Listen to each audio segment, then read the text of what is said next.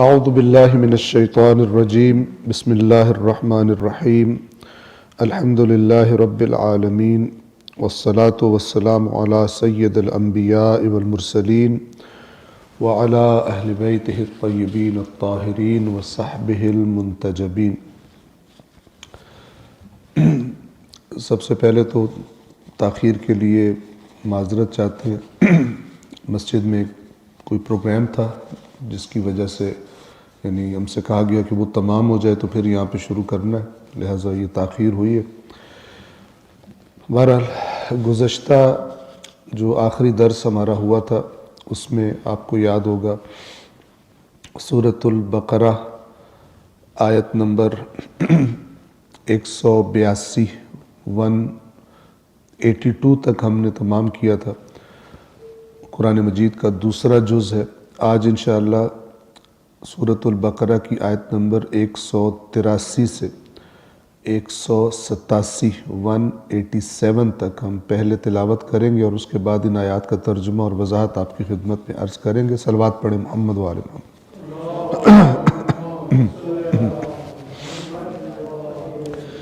اعوذ باللہ من الشیطان الرجیم بسم اللہ الرحمن الرحیم۔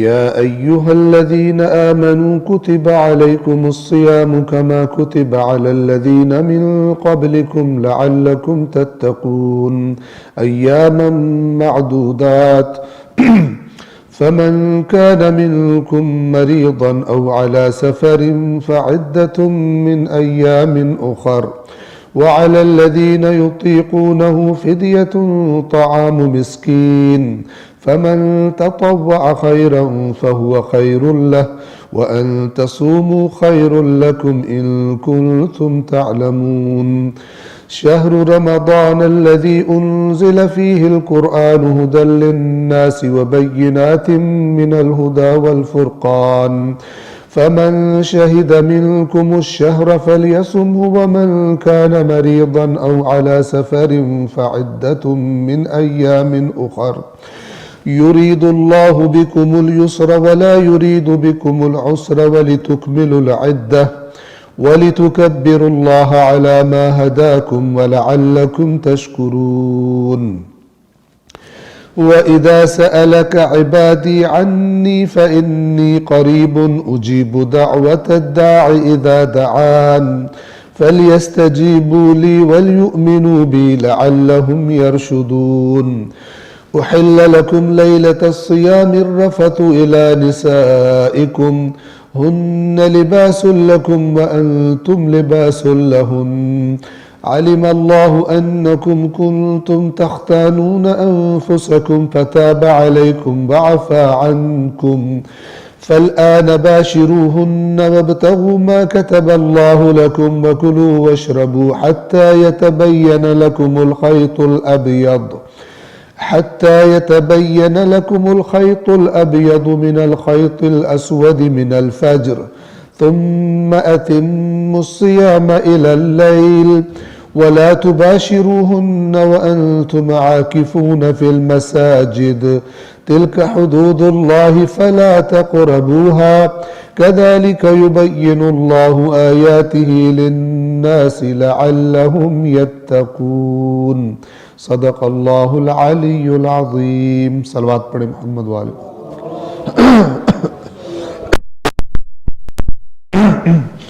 سورۃ البقرہ آیت نمبر 183۔ اس سے پہلے قصاص کی اور وصیت کے بارے میں آیات گزری تھی۔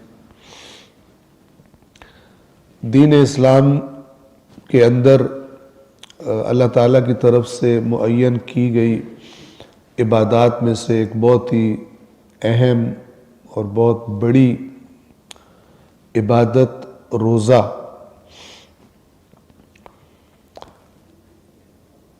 الصیام روزے جمع کا لفظ ہے جس کا واحد ہے صوم۔ صوم کے لفظ کا معنی کیا ہے؟ ظاہر ہے کہ یہ لفظ اسلام کے آنے سے پہلے بھی استعمال ہوتا تھا۔ صوم کا جو اصل لغوی معنی ہے، لغت کے اعتبار سے جو معنی ہے وہ ہے کسی کام سے رک جانا. اور کیونکہ روزہ نامی عبادت میں کھانے پینے سے انسان رک جاتا ہے، اس اعتبار سے اسے یعنی رک جانے، کھانے نہ کھانا نہ پینا، اس اعتبار سے اسے صوم کہا گیا. کسی چیز سے رک جانا اور اسے ترک کر دینا. قبل اس کے کہ میں اس آیت کی تلاوت کروں، تھوڑا سا اشارہ کرنا چاہوں گا عبادات کی جو حکمت ہے اور عبادات کا جو فلسفہ ہے. ایک تو آپ کو معلوم ہے ساری کی ساری عبادات وہ اس نیت سے ہم کرتے ہیں جو زبان سے بھی نیت کی جاتی ہے، اور زبان سے نہ بھی کی جائے لیکن دل کے اندر وہ ارادہ موجود ہو تو وہ عبادت ہوتی ہے. اور نیت اصل میں دل کے ارادے کو ہی کہتے ہیں، زبان سے کہنے کو نیت نہیں کہتے، احتیاطاً زبان سے کہہ دیا جاتا ہے. قربتاً اللہ، اللہ کا قرب حاصل کرنے کے لیے، اللہ سے قریب ہونے کے لیے. اور یہ بھی آپ کو معلوم ہے کہ اللہ کا جو قرب ہے وہ یا خدا سے دوری ہے وہ اس طرح نہیں ہے جیسے ابھی آپ میرے سے تھوڑا دور بیٹھے ہوئے ہیں. جو سب سے مثلا آخر میں بندہ بیٹھا ہو وہ تھوڑا آگے چل کے آ جائے تو قریب ہو جائے گا. یہ ہمارے والے زمان و مکان کے اعتبار سے فاصلہ مراد نہیں ہے. کیوں بھلا؟ اس لیے کہ اللہ تبارک و تعالی نے خود بتایا کہ وہ ہر انسان کی شہ رگ جان سے بھی زیادہ اس کے قریب ہے. ہر انسان سے، حضرت موسیٰ ہو یا فرعون، اللہ کا بہترین بندہ ہو یا اللہ کا نافرمان ترین بندہ ہو، خدا سب سے قریب ہے، وہ کسی سے دور نہیں. تو پھر یہ قرب کون سا ہے؟ آپ توجہ فرمائیں. یہ قرب یہ ہے کہ مثلا اللہ مثال دے رہا ہوں، اللہ تبارک و تعالی تمام اچھی صفات کا اس کی ذات مجموعہ ہے. وہ صفات اپنے کمال پر اللہ کی ذات میں پائی جاتی ہیں. مثلا خداوند عالم فرماتا ہے وَمَنْ أَصْدَقُ مِنَ اللَّهِ قِيلًا، قول کے اعتبار سے اللہ سے زیادہ سچا کون؟ سب سے زیادہ سچا اللہ ہے. اب ایک انسان جب سچائی کا راستہ اختیار کرتا ہے تو جیسے جیسے سچائی کی صفت اپنے اندر پرورش کرتا ہے وہ اور جھوٹ سے پرہیز کرتا ہے تو اس سچائی کے نقطہ کمال سے قریب ہونا شروع ہو جاتا ہے. سچائی کے اعتبار سے، صفت کے اعتبار سے. مثال دے دوں، مثال کے طور پر ایک انسان ہے جس نے مثال کے طور پر کسی چیز میں ماسٹرز کیا ہوا. اب ایک بچہ پہلی کلاس سے جب شروع ہوتا ہے اسی منزل کی طرف جانے کے لیے مثلا، تو جیسے جیسے وہ پڑھتا جاتا ہے وہ اس کے قریب ہوتا جاتا ہے. ہو سکتا ہے ان دونوں کو ساتھ بٹھا دے، پہلی کلاس کے بچے کو اور ماسٹر جس نے کے ساتھ بٹھا دے، قریب ہے لیکن قریب نہیں ہے، بہت فاصلہ ہے. یہ قرب کب ہوگا؟ جب جس علم کے مقام پہ یہ کھڑا ہے اور یہ جس جہالت کے مقام پہ جہالت کو کم کرنا شروع کرے، اور جیسے جیسے جہالت کم ہوگی علم انکریز ہوگا، یہ فاصلہ کم ہوگا. خدا سے قرب کا یہ معنی کہ انسان اپنے اچھے اعمال کے ذریعے اپنے اندر اچھی صفات پیدا کرتا ہے، اور جیسے جیسے کوئی صفت بڑھتی جاتی ہے خدا کے قریب ہوتا جاتا ہے. جیسے میں نے سچائی کی مثال دی، اسی طرح مثلا علم کی مثال ہے. جہالت خدا سے دوری ہے. جیسے انسان کا علم بڑھتا ہے، چونکہ کمال علم کون ہے؟ جہاں پہ کوئی جہالت نہیں ہے، کوئی نقص نہیں ہے، علم میں کوئی عیب نہیں ہے، اللہ ہے. تو جیسے جیسے علم بڑھتا جائے گا خدا سے قرب ہوتا جائے گا. یہ جو عبادات ہے یہ اللہ اور انسان کا رابطہ ہے، رابطے کا طریقہ ہے اس دنیا میں. جب انسان اپنے اندر یہ احساس پیدا کرتا ہے کہ میں خدا سے مثلا ہم کلام ہوں نماز میں یا حالت روزہ میں اللہ تعالیٰ کی اطاعت کر رہا ہوں، تو قرب کا احساس کرتا ہے خدا سے، عام روٹین میں بھولا ہوا ہوتا ہے. یہ جو عبادات کی شکل میں پروگرامز دیے گئے ہیں، ان کے اندر حکمت ہے، اور وہ حکمت کیا ہے کہ خود اللہ نے بتایا ہوا ہے کہ یہ کام جب تم کرو گے تمہارے اندر یہ صفات ڈیولپ ہوگی، تمہیں میرا قرب حاصل ہوگا. جو ظلم ہو گیا ہے، جس کی وجہ سے اللہ کے دین کے دیے ہوئے جو پروگرام ہیں وہ اپنی تاثیر کھو دیتے ہیں. وہ کیا ہوتا ہے کہ عبادات کے ظاہر کو لے لیا جائے، ان کی پریکٹس کی جائے، لیکن جو عبادات کی روح ہے اس کی طرف سے توجہ ہٹ جائے. اور اس چیز کو اگر آپ نے، اس گمراہی کو اگر آپ نے دیکھنا ہو، اس غفلت کو اگر آپ نے دیکھنا ہو، تو ایک بہت بڑی مثال وہ روزہ ہے. اب اس آیت کریمہ میں سورۃ البقرہ کی آیت نمبر 183 میں اللہ تبارک و تعالی روزوں کے فرض کرنے کا حکم بیان فرما رہا ہے، اور ساتھ بڑا واضح طور پر اس کا سبب، روزوں کے وجوب کی حکمت، روزے کیوں فرض کیے گئے ہیں، وہ بھی اللہ ساتھ بتا رہا ہے.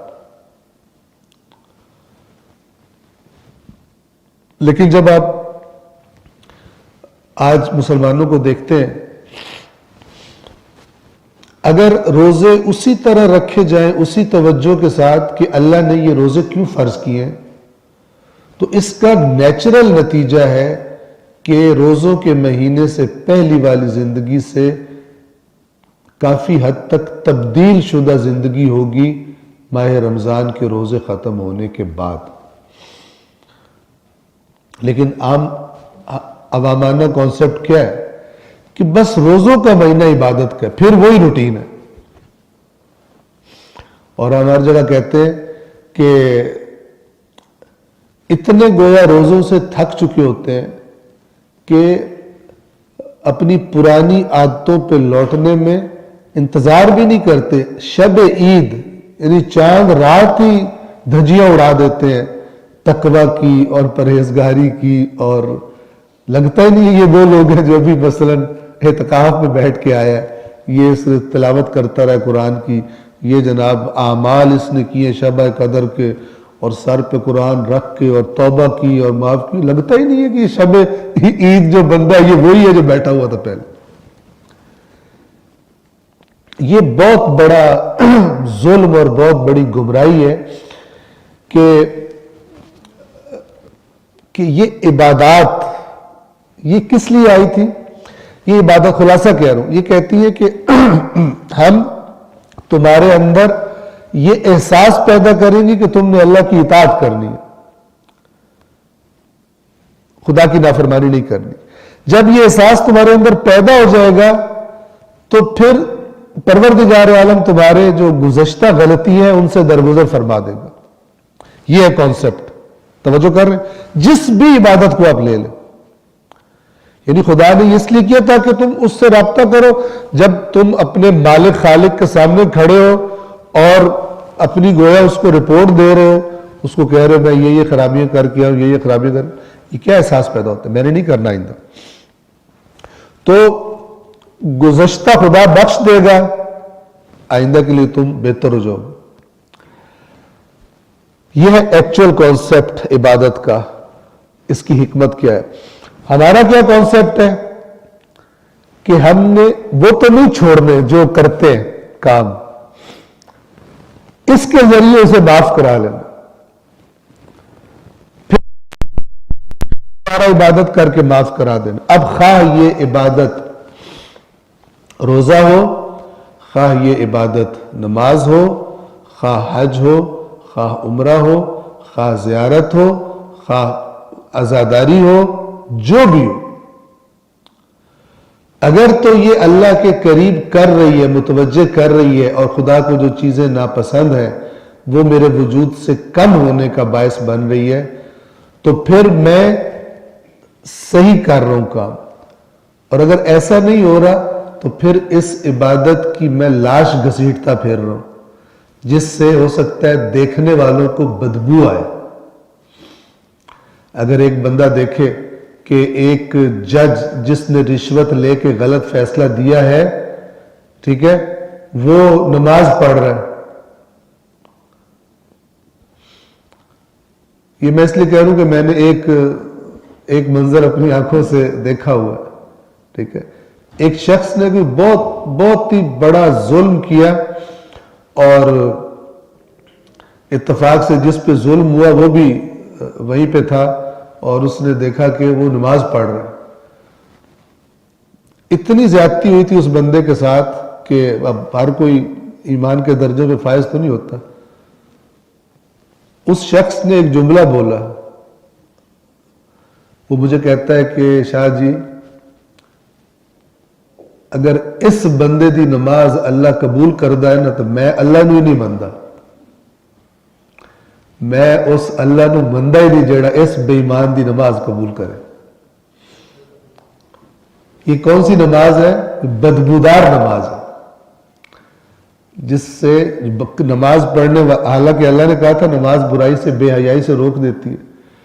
اب جب اس نماز کا چہرہ مسخ کر دیا گیا ہے، وہ نماز پڑھ رہا ہے لیکن نماز پڑھ کے اٹھتا ہے اسی طرح رشوت لیتا ہے. عجیب عجیب مثالیں معاشرے میں.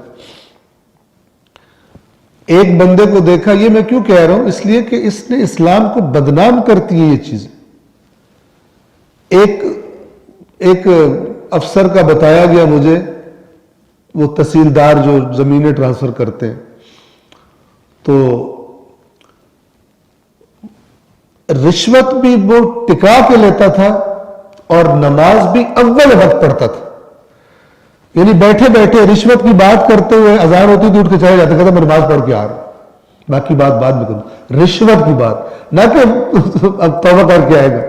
آج کہتا تھی ہاں جی ہوں دسو کتنے دیں ہو پیسے. ان عبادات نے دین کو بدنام کیا. اس قسم کے لوگوں کی عبادات کہ جن کی عبادت ان کی پریکٹیکل لائف پہ، ان کے لین دین پہ اثر ہی نہیں رکھتی، اور الٹا ان کے ذہن میں یہ ہے کہ اس سے البتہ یہ شیطان وسوسہ کرتا ہے، ورنہ بندہ سوچے عقل سے تھوڑا سا اللہ کی کتاب کو پڑھے تو یہ ایسا نہیں ہوتا ہے، نہیں ایسا.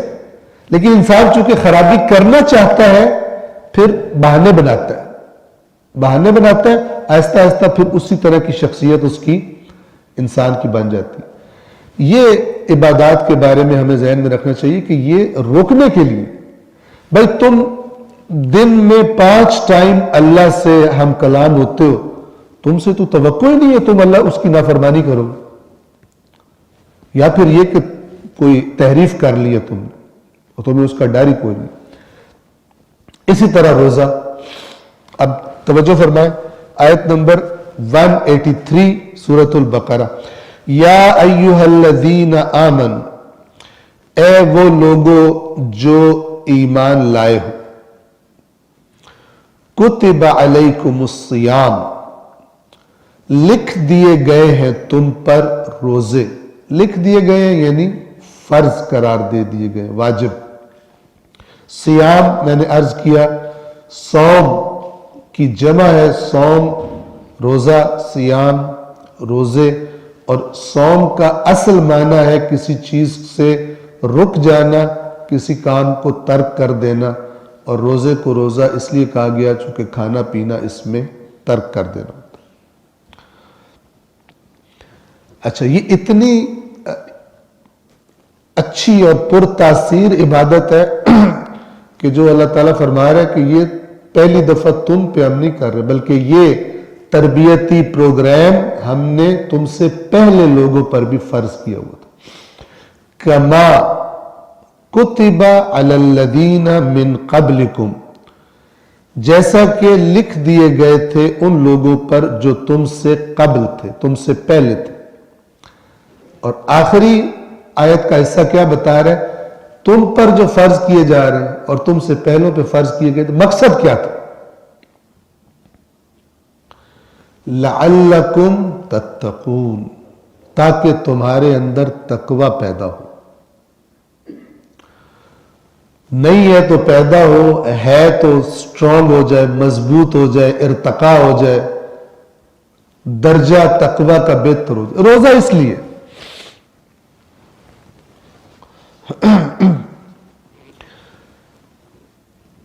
اب روزہ داروں کی میں نے آپ کو عرض کیا کہ جو میں نے مشاہدہ کیا ہوا، ایک صاحب تھے، وہ جب روزہ رکھتے تھے تو روزہ رکھ کے سو جاتے تھے، اور سو کے جب وہ اٹھتے تھے تو اس ٹائم سے لے کے افطار تک وہ فلمیں لائے ہوتے تھے، وہ دیکھتے رہتے تھے، اور افطار تک وہ اس طرح اپنے روزے کو ٹھنڈا رکھتے تھے، غم غلط کرتے رہتے تھے روزے سے، روزے کی ٹینشن، روزے کی بھوک.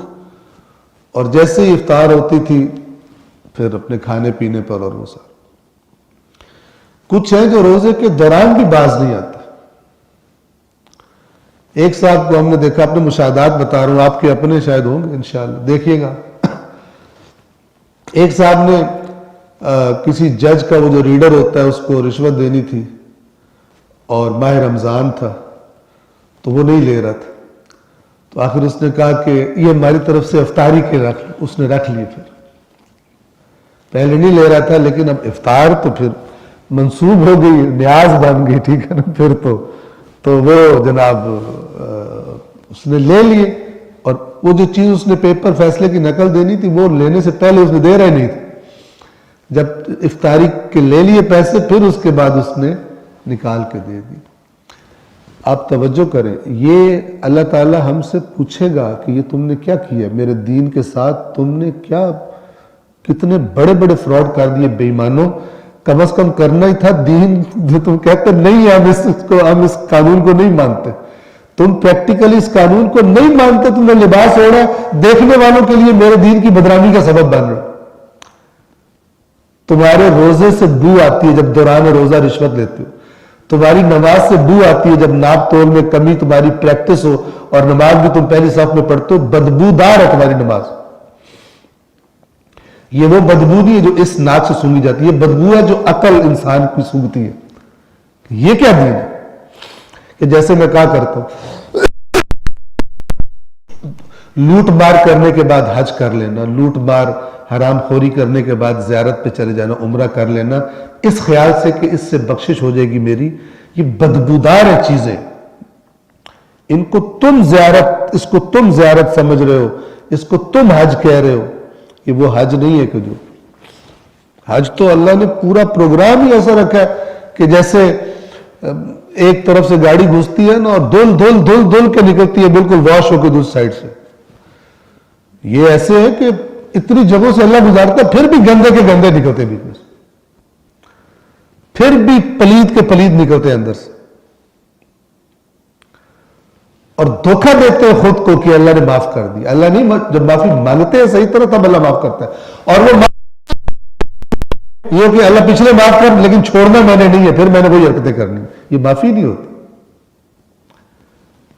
آپ انسان کامن سینس سے سوچے کہ انسان کسی سے معافی مانگ رہا ہو جس کا ملازم ہے، جس کو جاب کرتا ہے، کہ میں بہت معذرت چاہتا ہوں، مجھ سے غلطی ہوگی، معاف کر دیجئے، ٹھیک ہے. وہ پوچھے آئندہ کہ آئندہ پھر میں نے کرنا ہے.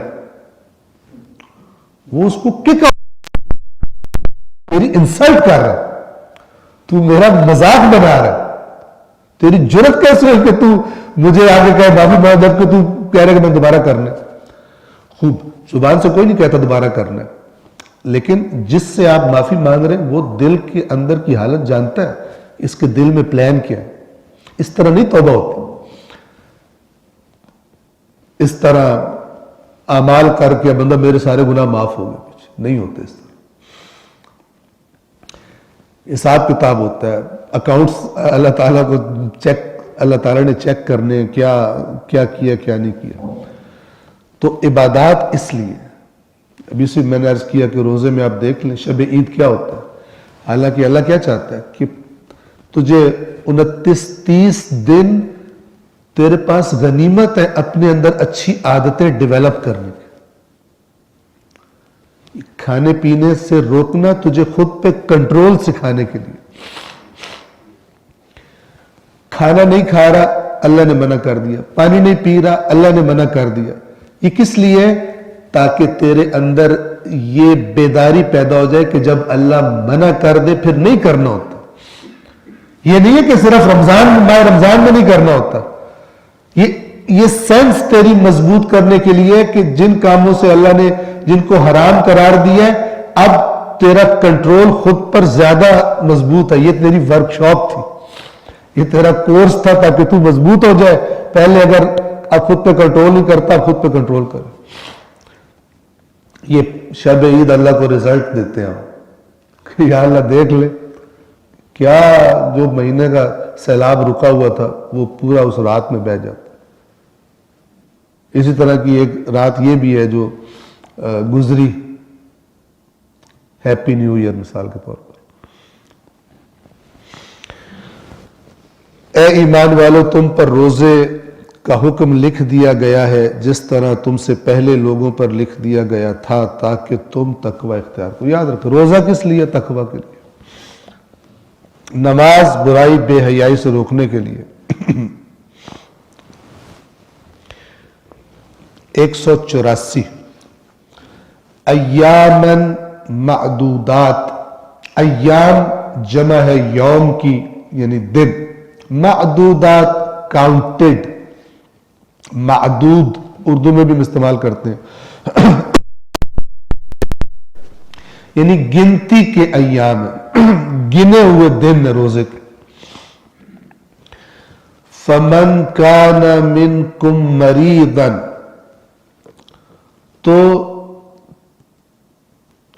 جو کوئی تم میں سے بیمار ہو, او علی سفر یا سفر پر ہو, فعدت من ایام اخر. عدت گنتی.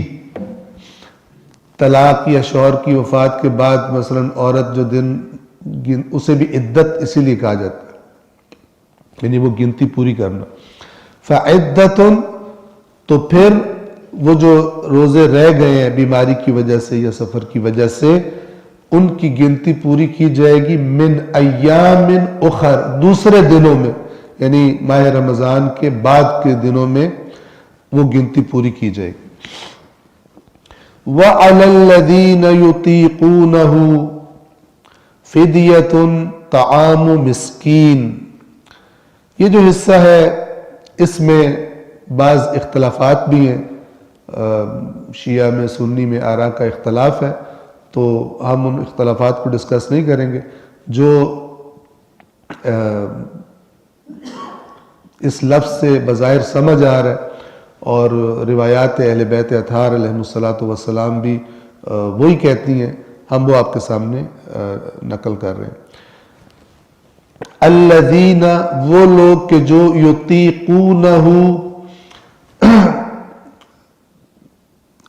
طاقت نہیں رکھتے. کیا مطلب؟ یعنی ان کے لیے بہت زیادہ مشقت کا سبب بن جاتا ہے روزہ. ان کے لیے روزہ رکھنا,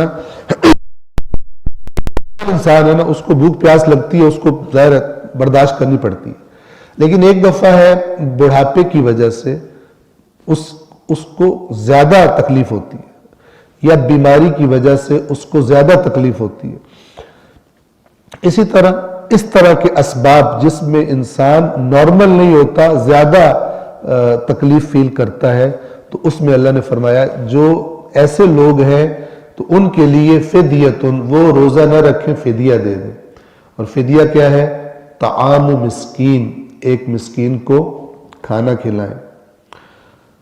فمن تطوع خیرا تو جو تطوع کسے کہتے ہیں؟ فمن تطوع خیرا دل سے اچھائی کرنا. ایک دفعہ ہوتا ہے ڈنڈے کے ڈر سے کرنا, وہ تطوع نہیں ہوتا. اور یہ آپ کو بتا دوں، یہ اطاعت سے یہ لفظ بھی نکلا ہوا ہے. عربی زبان میں جو لفظ ہے طاعت یا اطاعت جسے ہم کہتے ہیں، اس کا ایکچول اصل معنی ہے دل سے کسی کی بات ماننا، شوق سے، خوشی سے. یعنی اگر انسان ڈنڈے کے ڈر سے یا کسی لالچ میں کسی چیز کے کر رہا ہو، ایکچولی وہ جو مطلوب اطاعت ہے وہ نہیں ہے جو اصل معنی ہے اس کا، اگرچہ بات، لیکن یا لالچ مد نظر ہے یا خوف مد نظر ہے کہ مار پڑے گی نہیں کیا تو. صحیح معنی کب ہوتا ہے اطاعت کا؟ جب انسان شوق سے کر رہا ہو، دل سے کر رہا ہو.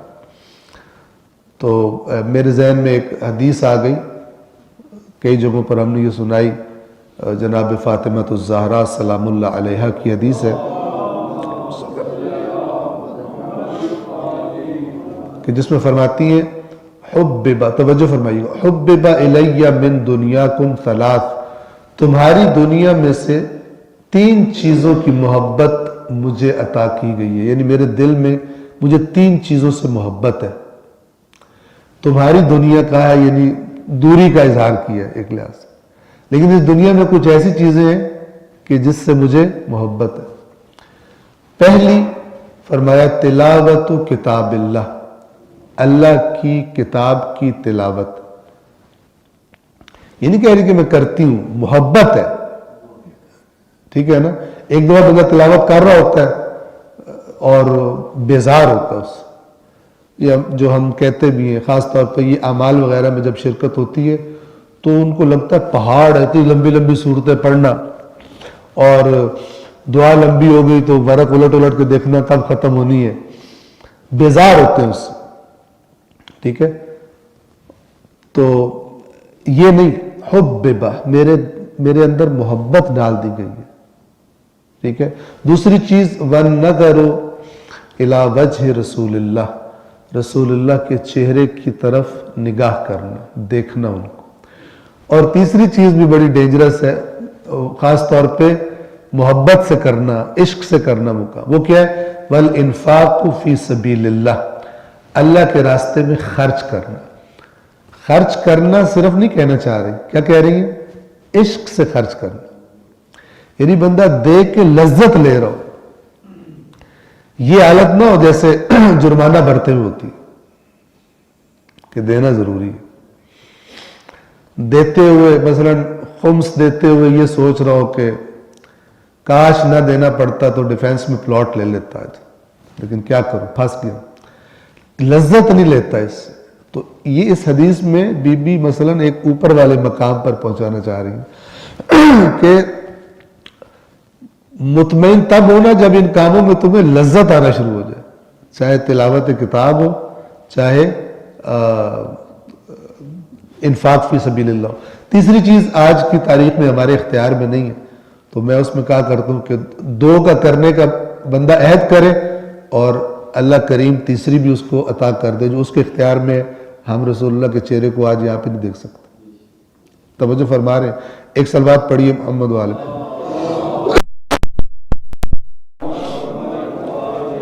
قرآن پڑھتے ہوئے لذت. میں آپ کو ایک مثال دے دوں، مثالوں سے چیز فیل ہوتی ہے. آپ کو پتہ قرآن مثالوں سے بھرا پڑا. اگر آپ کو کوئی کتاب ملے، مثلا آپ کہیں کوئی پرانا گاؤں میں جائیں، کوئی پرانی جگہ دیکھ رہے ہو، وہاں پر آپ کو ایک کتاب ملے اور کسی طریقے سے آپ کو یہ پتہ لگ جائے کہ جس پرانی جگہ میں ہم آئے ہیں، یہ آثار قدیمہ میں یا مثلا کچھ بھی، تو یہاں کا بہت ایک امیر بادشاہ تھا اور اس نے اپنا جو خزانہ ہے وہ کہیں دفن کر دیا تھا، اور وہ خزانہ بھی ہو کھربوں کا. مثلا آج کی ڈیٹ میں سونے چاندی یہ سارا کچھ ہو، اس میں چاندی چلو نکال دو، بیچ میں سونا ہی ہو، ہیرے ہو، سونا ہو. ٹھیک ہے. اور آپ کو پتہ لگ جائے کہ یہ وہی کتاب ہے جس کے اندر اس خزانے تک پہنچنے کا راستہ لکھا ہو. آپ کی حالت کیا ہو جائے؟ اب مجھے بتائیں کہ اس خزانے تک پہنچنے کے لیے آپ کیا کام شروع کر دیں؟ دن میں 3 ٹائم اسے چومنا شروع کر دیں. گھر لیں کتاب کو اور دن میں 3 ٹائم کہیں، آنکھوں پہ لگائیں، چومیں، درگالوں پہ لگائیں، تاکہ اس کی برکت سے مجھے خزانہ مل جائے. ملے گا؟ مسلمان اس طرح بھی پہنچنے کی کوشش کر رہے ہیں اللہ کے خزانوں تک. ٹھیک ہے؟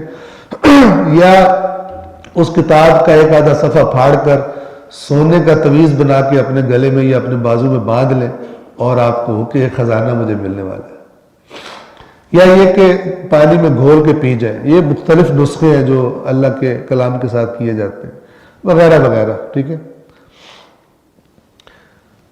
آپ یہ نہیں کریں گے. کیا کریں گے؟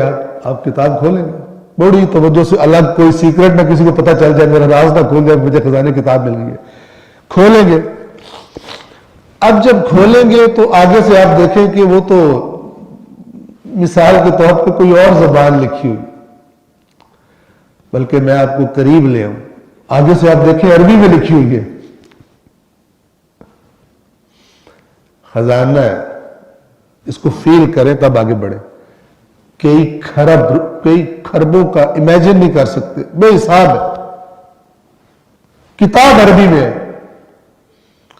اب مجھے کوئی مائی کا لال بتائے کہ وہ بغیر سمجھے اس کو پڑھے گا.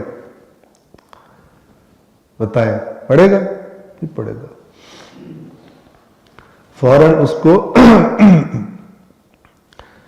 بہرحال ٹرانسلیٹ، اب یہ مثال ایسی ہے کہ ٹرانسلیٹ نہیں کرائے گا، چونکہ جس سے کرائے گا اس کو پتہ لگ جائے گا. وہ کوئی طریقہ ایسا ڈھونڈے گا، زور لگائے گا جس سے جو لکھا ہوا ہے وہ سمجھ میں آئے. کہ ظاہر سمجھ میں آئے گا تب کہاں جانا ہے، کہاں دفن ہے، زمین کے کتنا نیچے ہے، کیا ہے کیا نہیں ہے. تو مادی مال میں اتنی طاقت ہے کہ وہ بندے کو کہتا ہے کہ سیکھ. انگلش اسی لیے سیکھتے ہیں. ابھی لوگ چائنیز بھی سیکھ رہے ہیں، اسی لیے سیکھ رہے ہیں. ٹھیک ہے نا؟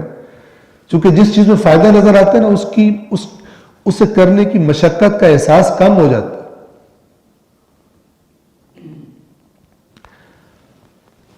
آپ مثال کے طور ماشاءاللہ کھاتے پیتے لوگ ہیں. یہاں پر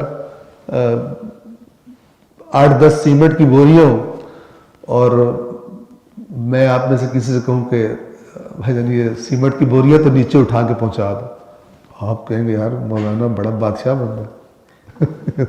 ہم سے سیمنٹ اٹھوانے لگے. لیکن اگر کوئی کہے کہ یہ سیمنٹ کی بوری، فی بوری جو ہے وہ ₹1,00,000 جو نیچے پہنچائے گا، فی بوری ₹1,00,000، آپ کو مشقت کا احساس ختم ہو جائے گا. ایک بوری کا کیا مسئلہ ہے، ورزش بھی کر لیں گے اور ₹1,00,000 بھی کما لیں گے. جب انسان کو بڑا فائدہ نظر آتا ہے تو مشقت کا احساس، سستی کا احساس کم ہو جاتا ہے. وہ دوسری چیز غالب آ جاتی ہے اس میں. گناہ میں بھی یوں ہی ہوتا ہے. اللہ کے خوف پر اس گناہ کی جو کشش ہے وہ غالب آ جاتی ہے اور وہ بندہ کر دیتا ہے. اسی طرح اگر انسان کا، جسے ایمان کہتے ہیں، جو حقیقت میں جسے ایمان کہتے ہیں، جب وہ سٹرونگ ہوتا ہے وہ پھر باقی چیزوں پہ غالب آ جاتا ہے. وہ مشقت کا احساس ختم کروا دیتا ہے، کم کروا دیتا ہے، چونکہ اس میں لذت فیل ہو رہی ہوتی ہے،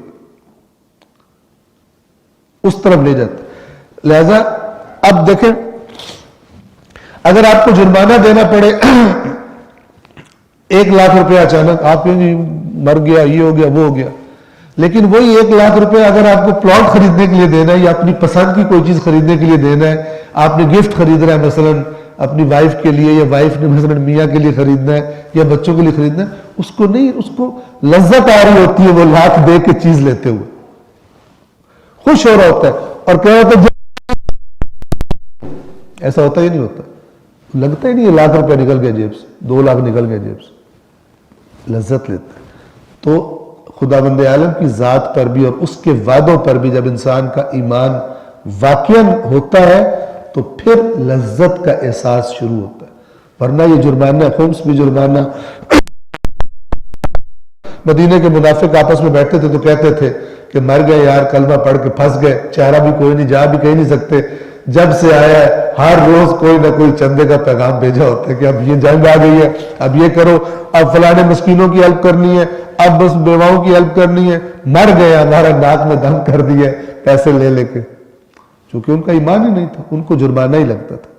اور قرآن نے بھی کہا ان میں سے کچھ ایسے ہیں کہ جو کچھ دیتے ہیں آپ کو جرمانہ سمجھتے ہیں، اور کچھ ایسے ہیں جو اللہ سے قرب کا ذریعہ سمجھ کر اور آپ کی دعائیں لینے کا ذریعہ سمجھ کر اے رسول پیسے دیتے ہیں، جو خوش ہو کے دیتے ہیں۔ یہ بات چلی تھی، تطوع اطاعت سے ہے، اور اس کا معنی ہوتا ہے شوق سے، خوشی سے کسی کام کو انجام دینا۔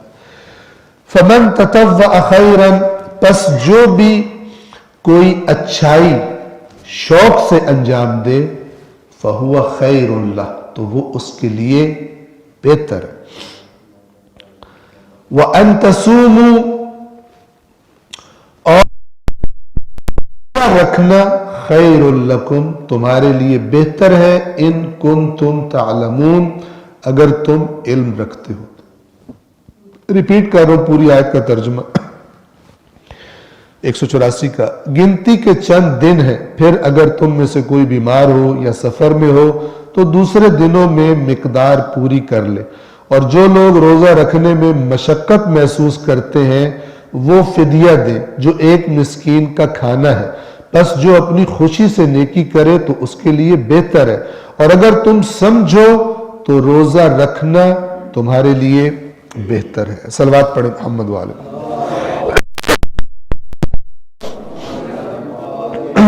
آیت نمبر 185 سورۃ البقرہ۔ اس آیت کریمہ میں ماہ رمضان کی جو عظمت ہے اس کا اصل ریزن بتایا گیا کہ یہ ماہ رمضان کی عظمت اس لیے نہیں ہے کیونکہ اس میں روزے ہیں، وجہ کچھ اور ہے۔ اور اس مہینے میں روزے رکھنا اصل میں اس چیز کی عظمت کی شکر گزاری ہے کہ اللہ نے اتنی زبردست نعمت ہمیں عطا کی۔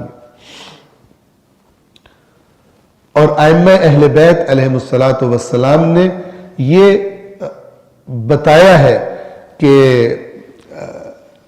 ماہ رمضان کا جو احترام ہے، اس کی جو عظمت ہے، اس کا سبب روزے نہیں ہے، اس کا سبب قرآن ہے۔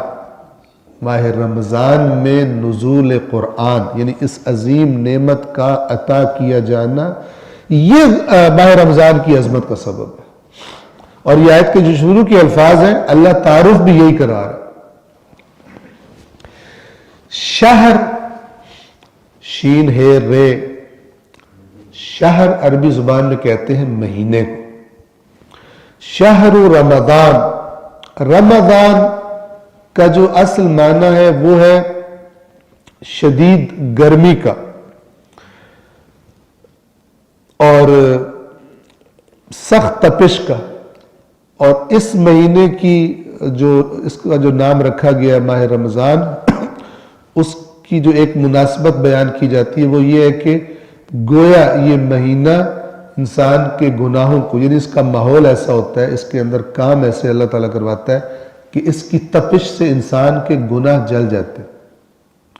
اس میں نیکیوں کی تپش سے، اللہ کی عبادت کی تپش سے، گویا جیسے وہ سونے کو خالص کرنے کے لیے اس کو بھٹی میں تپاتے ہیں اور ملاوٹیں بیچ سے نکل جاتی ہیں، یہ ایسا ہے، جلا دیتا ہے گناہوں کو اور ان کو، انسان کو اللہ کا اطاعت گزار بندہ بنا دیتا ہے۔ شہر رمضان الذی، رمضان کا مہینہ وہ ہے کہ جس میں انزل فیہ القرآن، انزل نازل کیا گیا، فیہ اس میں، القرآن قرآن کو۔ اب دیکھیں قرآن مجید جو ہے، ہم جانتے ہیں کہ رسول اللہ صلی اللہ علیہ وآلہ وسلم کی زندگی کے 23 سالوں میں مکمل ہوا ہے۔ 40ویں سال سے شروع ہو کر 63 سال کی عمر میں تک یہ قرآن تدریجاً نازل ہوتا رہا۔ لہٰذا جو روایات اس کی وضاحت کرتی ہیں، وہ یہ ہے کہ قرآن کا ایک نزول دفعی ہے، دفعتن یعنی ایک ہی دفعہ میں، اور ایک نزول اس کا تدریجی ہے، آہستہ آہستہ آہستہ آہستہ، جو 23 سال میں مکمل ہوا ہے۔ یہ جو نزول دفعی ہے، دفعتن جو ہوا ہے، ایک ہی دفعہ میں ہوا ہے، وہ مراد ہے۔ روایات بتاتی ہیں کہ یہاں پر شہر رمضان الذی انزل فیہ القرآن، یا بعض لوگ یہ بھی کہتے ہیں کہ آغاز نزول قرآن کا اس مہینے میں ہوا ہے، اس لیے کہا گیا ہے۔ بہرحال ان میں سے جو بھی مراد ہو، مثال کے طور پر اصل کیا ہے، ماہ رمضان کا تعارف یہ کرایا جا رہا ہے کہ اس میں یہ عظیم نعمت ہمیں دی گئی، قرآن۔ کیا ہے یہ قرآن؟ اللہ تبارک و تعالی اس کا تعارف فرما رہا ہے، ہدی للناس، لوگوں کے لیے ہدایت ہے۔ اگر آپ کو یاد ہو، البتہ سب کو یاد ہوگا، ہدی للمتقین، متقین کے لیے ہدایت ہے، ہدی للناس، لوگوں کے لیے ہدایت ہے۔ کیا فرق ہے؟ اگر سب کے لیے ہدایت ہے تو پھر متقین کے لیے ہدایت کا کیا مطلب ہے؟ اور اگر متقین کے لیے ہدایت ہے تو پھر سب لوگوں کے لیے ہدایت کا کیا مطلب ہے؟ یہ ہم پہلے بھی آپ کو بیان کر چکے ہیں انہی درسوں میں۔ یہ ہدایت کے دو درجے ہیں۔ ایک انسان کہیں پہنچنا چاہتا ہے، اس کو اپنی منزل تک پہنچنے کے لیے دو چیزوں کی ضرورت ہے۔ ایک اسے ضرورت ہے کہ اسے راستہ بتایا جائے کہ جانا کہاں ہے، چونکہ اگر اس کو راستہ نہ پتا ہو، چلا چلا چلا چلا کے گاڑی یا پیدل چل چل کے کہیں کا کہیں پہنچ جائے گا، انرجی بھی لگائے گا، محنت بھی کرے گا، شوق بھی ہے، لیکن منزل پر نہیں پہنچے گا۔ بس پہلی چیز جو ضرورت ہے وہ ہے اس کو راستے کی رہنمائی، راستہ بتایا جائے بھی جانا کہاں ہے، کدھر نہیں مڑنا اور کدھر مڑنا ہے۔ اور جب اس کو راستہ پتہ چل جائے تو منزل میں پہنچ جائے گا۔ ایک اور چیز چاہیے ورنہ نہیں پہنچ سکتا۔ جب راستہ پتہ چل جائے قیامت تک نہیں پہنچ سکتا جب تک ادھر حرکت نہ شروع کرے، یعنی جو رہنمائی کی گئی ہے اس رہنمائی پہ عمل نہ کرے۔ اور آپ کو ایسا بندہ فرض کریں جس کے پاس ٹائم محدود ہے کہیں پہنچنے کا، اور اس کو راستہ بتا دیا گیا ہے اور وہ وہی کھڑے ہو کے جشن منا رہا ہے کافی دیر سے کہ مجھے پتہ چل گیا، مجھے پتہ چل گیا، اور ٹائم تھوڑا سا رہ گیا وہاں پہنچنے کا، اور اس اپنے جشنوں میں اتنا لگا ہوا ہے کہ اب وہاں پہنچ نہیں سکتا۔ اور یہ دو، ایک راستہ پتہ چلنا اور ایک ہے اس راستے پر پھر چلنا۔ ہدی للناس پہلا سٹیپ ہے کہ جو بھی اس کو پڑھے گا اسے پتہ چل جائے گا کہ اللہ کے خزانے کہاں دفن ہے، ٹھیک ہے؟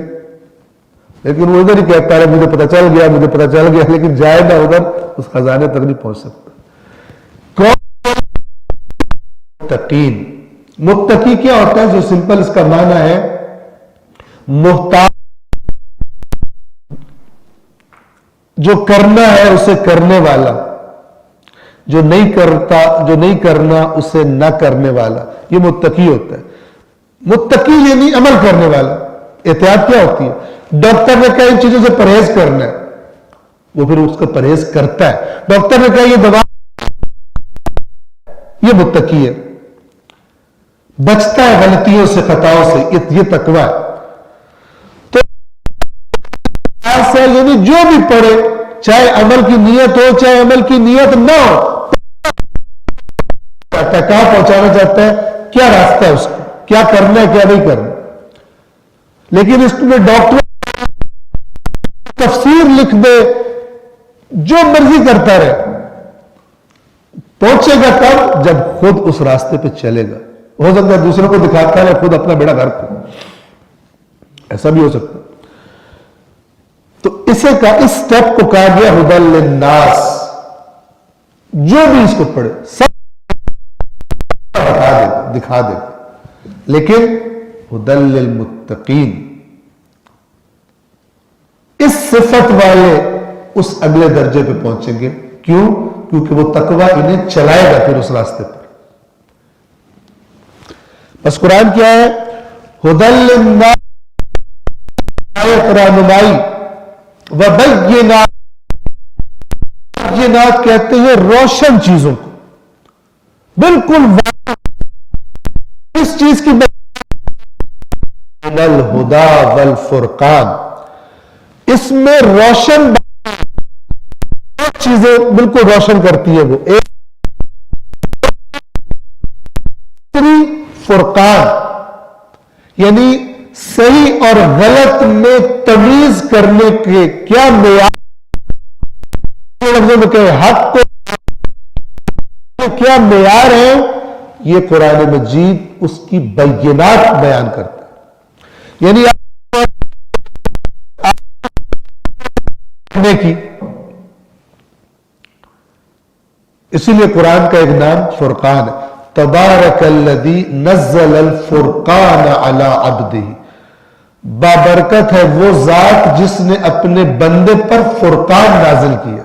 فرقان فرق سے ہے، فرق جدائی کو کہتے ہیں، الگ الگ کہتے ہیں. تفرقہ اور فرقہ اسی سے ہے جب بندہ الگ الگ ہو جاتا ہے. ہدایت کے لیے ہدایت ہے، مزید تاکید کی، اور اس میں بالکل روشن چیزیں، روشن فارمولے. کس چیز کے؟ من الہدا، ہدایت کے، والفرقان، اور صحیح اور غلط کی تمیز کرنے. یعنی دائیں مڑنا یا بائیں مڑنا، اس نے بہت بڑا سائن بورڈ لگایا ہوتا ہے ادھر جانا ہے. صحیح زبردست بیان کر دی ہے کہ دوسری طرف بہت زیادہ بھی لائٹیں لگا کے سجایا ہو اور ادھر آتش بازی ہو رہی ہو تو اس والا بندہ ادھر نہیں جائے گا. اس کو اتنی علامت پتہ ہے کہ یہ فرق کر لے گا، ادھر جانا ہے مجھے، ادھر میں نہیں جاؤں گا. اب یہ ماہ رمضان کی عظمت، شہر رمضان الذی انزل فیہ القرآن ہدی للناس وبینات من الہدی والفرقان.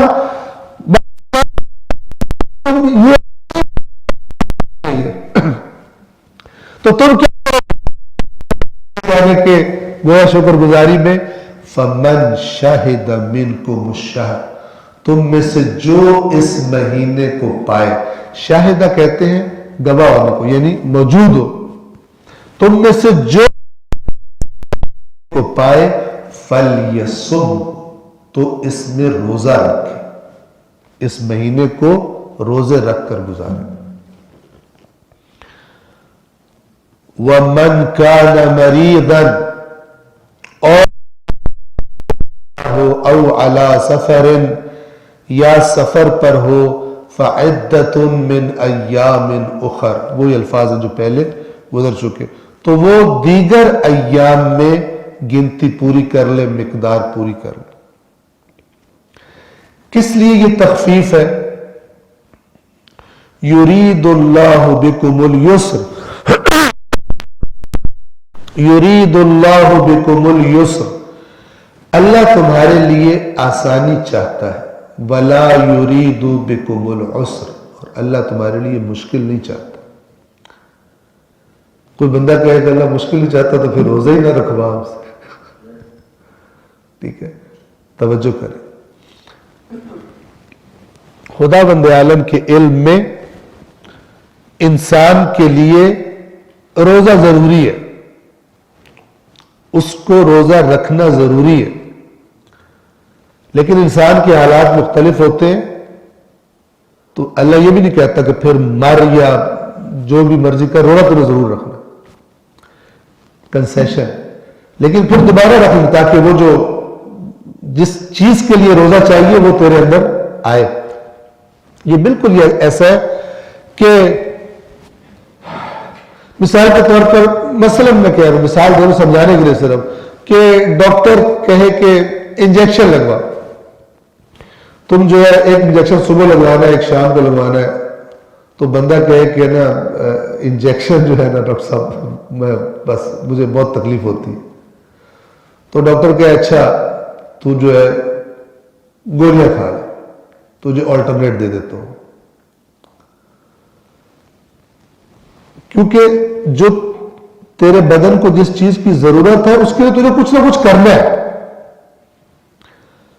ہاں اگر تو صحیح ہے، آرام سے ہے تو اس طرح کر لے، لیکن اگر کوئی مشکل ہے تو اس طرح کر لے، لیکن کرنا ہے. لہذا اللہ تعالیٰ فرما رہا ہے کہ لہذا یہ جو بندہ کوئی کہے کہ یا اللہ اگر آسان ہی کرنا پھر روزے ہی نہیں رکھتے ہیں، تو روزے رکھنے کیوں؟ اس لیے کہ روزے بطور دوائی ضروری ہے ارتقاء کے لیے، تقوی کے لیے. اس پروسیس سے گزرنا ضروری ہے. ہاں اگر تمہارے حالات نارمل نہیں ہیں تو تمہیں کنسیشن ہے، بعد میں رکھ لو، یہ کر لو، وہ کر.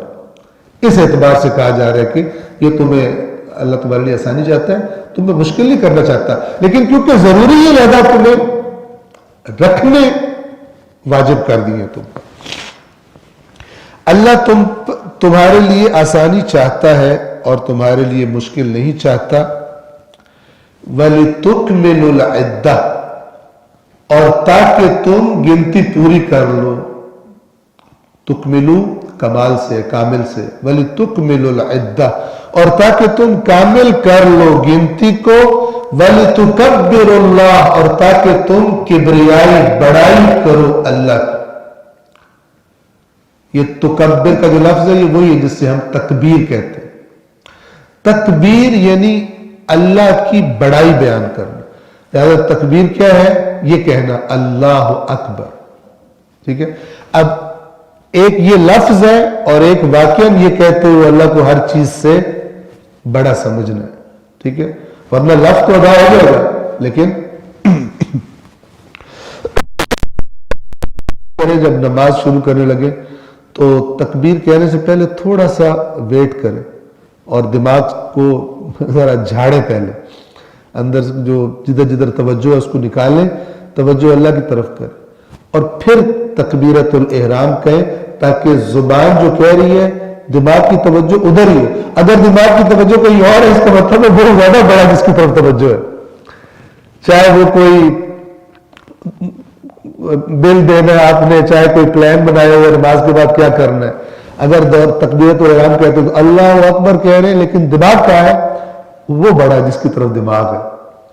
تو لہذا رک جائیں، تھوڑا ٹھہر جائیں، آرام سے جھاڑ کے دماغ کو پھر کہیں اللہ اکبر، اور توجہ بھی اس وقت اسی ذات اقدس کی طرف ہو. وَلِتُكَبِّرُوا اللَّهَ عَلَى مَا هَدَاكُمْ، اور تاکہ تم اللہ کی بڑائی بیان کرو اس بات پر جو اس نے تمہاری ہدایت کی ہے، اور وہ ہدایت کیا ہے؟ قرآن. وَلَعَلَّكُمْ تَشْكُرُونَ، اور تاکہ تم شکر گزار بنو. اور شکر گزاری کیا ہے؟ ایک بندہ کہتا ہے یا اللہ تیرا شکر ہے تو نے ہمیں قرآن دیا. تو اللہ کہتا ہے اچھا تجھے لگ رہا ہے قرآن بڑی چیز ہے، تو پھر کیا کرنا اس قرآن کے ساتھ تو نے؟ کچھ بھی نہیں کرنا. یا اللہ آئندہ قسمیں صرف قرآن کی اٹھاؤں گا، اس کی شکر گزاری میں، اس عظیم نعمت کی شکر گزاری میں قسمیں قرآن کی اٹھاؤں گا، اور وغیرہ وغیرہ بہت سارے کام. یہ شکر گزاری یہ ہے. ائمہ اہل بیت علیہ الصلوۃ والسلام نے بیان فرمایا اپنے فرامین میں کہ نعمت کی اصل شکر گزاری یہ ہے کہ نعمت کے ساتھ وہ رویہ اختیار کرو جو نعمت دینے والا چاہتا ہے، جس پہ وہ راضی ہے. اور قرآن کی نعمت پر نعمت دینے والا کس رویے پر راضی ہے؟ کہ جس لیے اس نے ہدی للناس وبینات من الہدی والفرقان ولتکبروا اللہ علی ما ہداکم، تاکہ اللہ کی بڑائی بیان کرو جو اس نے تمہاری یہ ہدایت کی ہے. وَلَعَلَّكُمْ تَشْكُرُونَ، اور جب یہ تم کرو اس کے شکر گزار بھی بن جاؤ گی، اور تاکہ تم شکر گزار بنو. 185 آیت کا میں ترجمہ یہاں سے پڑھ کے تکرار کر رہا ہوں. رمضان وہ مہینہ ہے جس میں قرآن نازل کیا گیا، جو لوگوں کے لیے ہدایت ہے اور ایسے دلائل پر مشتمل ہے جو ہدایت اور حق و باطل میں امتیاز کرنے والے ہیں. لہذا تم میں سے جو شخص اس مہینے کو پائے وہ روزے رکھے. آپ دیکھیں الفاظ پہ غور کریں. قرآن ہم نے اس میں نازل کیا، روزے رکھے، یعنی یہ اس قرآن کی گویا شکر گزاری.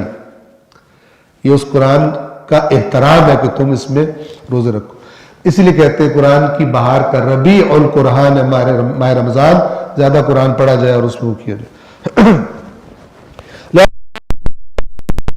وہ روزہ رکھے اور جو بیمار ہو اور مسافر ہو وہ دوسرے دنوں میں مقدار پوری کرے. اللہ تمہارے لیے آسانی چاہتا ہے اور تمہیں مشقت میں ڈالنا نہیں چاہتا، اور وہ چاہتا ہے کہ تم مقدار پوری کرو. اور اللہ نے تمہیں جس ہدایت سے نوازا ہے اس پر اللہ کی عظمت و کبریائی کا اظہار کرو، یعنی تم اللہ کے شکر ادا کرو. ٹھیک ہے، آپ کو مثلا 3-4 دن امتحان میں رہتے ہو اور آپ کو کوئی ایسی کتاب ملے کہ مثلا آپ کو 20 کتابیں پڑھنی ہو، آپ کو کوئی ایک کتاب لا کے دے دے کہ اس کو اگر اچھی طرح تیاری کر لینا تو امتحان میں 10 نمبر لے لے گا.